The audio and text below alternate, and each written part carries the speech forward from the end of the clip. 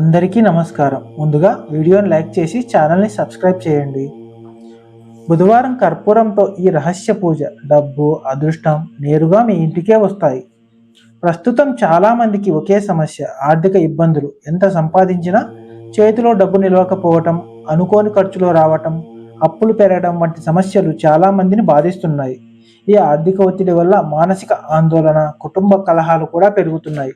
మన సాంప్రదాయాల ప్రకారం కొన్ని చిన్న ఆచారాలను భక్తితో పాటించడం వల్ల మనసుకు ప్రశాంతతతో పాటు సానుకూల మార్పులు రావచ్చని పెద్దలు చెబుతున్నారు.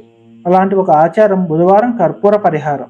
ఈ పరిహారం ఎలా చేయాలి అంటే, బుధవారం ఉదయం లేదా సాయంత్రం ఇంటిని శుభ్రం చేసుకోవాలి.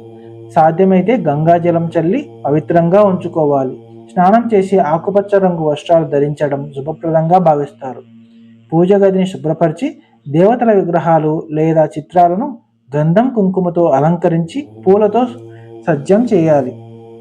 ఒక ఎర్రటి వస్త్రంలో 5 కర్పూరపు బిళ్ళలు పెట్టి లక్ష్మీదేవి ముందు ఉంచాలి. లక్ష్మీదేవి, గణపతి విగ్రహాలు లేదా చిత్రాలు పూజలో ఉండేలా చూసుకోవాలి. ఆవు నెయ్యితో దీపం వెలిగించి భక్తితో ప్రార్థించాలి. మహాలక్ష్మి అష్టకం, కనకదార స్తోత్రం, గణేష సంబంధిత స్తోత్రాలను పఠించడం మంచిది. వినాయకునికి మోదకాలు లేదా ఉండ్రాళ్ళు, లక్ష్మీదేవికి క్షీరాన్నం నైవేద్యంగా పెట్టాలి. చివరగా కర్పూరంతో హారతి ఇవ్వాలి. ముఖ్యమైన సూచనలు: ఈ పూజను ప్రశాంతంగా, ఏకాంతంగా చేయడం మంచిది. పూజ అనంతరం కర్పూరాన్ని ఎర్రటి వస్త్రంలో చిన్న మూటలుగా కట్టి బీరువాలో లేదా వ్యాపార స్థలంలో డబ్బు ఉంచే ప్రదేశంలో పెట్టాలి. ఈ పరిహారం చేసిన విషయాన్ని ఇతరులతో చెప్పకూడదని నమ్మకంగా ఉంది.